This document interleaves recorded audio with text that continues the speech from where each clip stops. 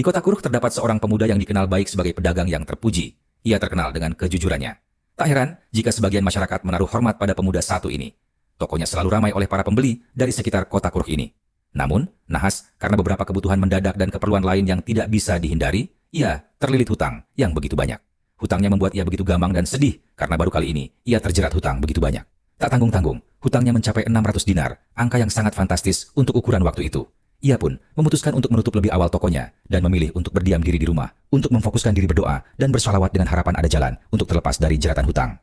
Memasuki malam Jumat, ia lebih meningkatkan intensitas berdoa dan bersolawat.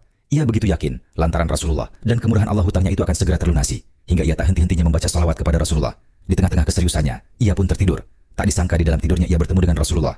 Dan beliau berkata, "Temuilah Perdana Menteri Ali bin Isa di istana. Aku telah memerintahkannya untuk memberimu uang sebanyak 400 dinar. Setelah itu gunakan uang tersebut untuk melunasi hutangmu." Perintah Rasulullah kepadanya.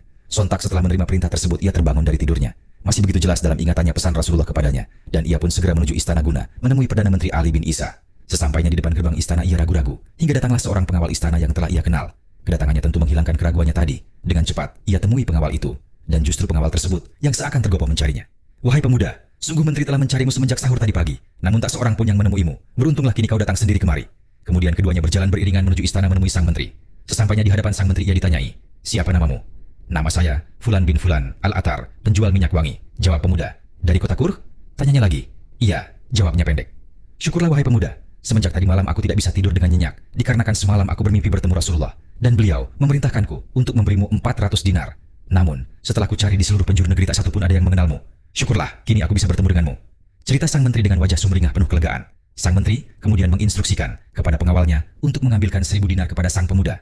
"Ini 400 dinar ambillah sesuai perintah Rasulullah, sedangkan 600 dinar sisanya juga untukmu sebagai imbalan bagimu. Wahai menteri, sungguh aku tak akan mengambil melebihi apa yang telah diberikan oleh Rasulullah lewat engkau, karena aku hanya mengharap barokah dari pemberian beliau. Tidak lebih," jawab sang pemuda. Mendengar hal tersebut, Menteri Ali bin Husain tak kuasa menahan tangis haru. Lantas, sang pemuda hanya mengambil 400 dinar bagiannya dan kembali menuju ke tokonya. Sungguh perasaannya kala itu sangatlah bahagia. Ia lantas memerintahkan kepada seorang temannya untuk mendatangkan orang-orang yang ia hutangi selama ini untuk bernegosiasi terkait hutangnya. Setelah mereka berkumpul, ternyata mereka menuntut kepadanya untuk segera melunasi semua hutang-hutangnya. Kalau tidak, mereka akan menyita toko dan menjalankannya. Namun, apalah daya uang pemberian Rasulullah hanyalah 400 dinar, masih kurang 200 lagi untuk bisa membayar lunas semuanya. Akhirnya, ia menawarkan sementara ini dibayar sepertiga terlebih dahulu, yakni 200 dinar dan sisanya menyusul. Sedangkan sisa 200 dinar pemberian Rasul digunakan untuk modal, untuk kembali membuka tokonya tersebut. Akhirnya, mereka semua setuju dan ia kembali berjualan minyak wangi bermodalkan uang pemberian Rasulullah. Ternyata dalam waktu singkat, laba toko meningkat signifikan. Ia mendapatkan laba sebanyak 1000 dinar. Ia sangat bersyukur kepada Allah atas keberkahan tersebut karena bisa terlepas dari jeratan hutang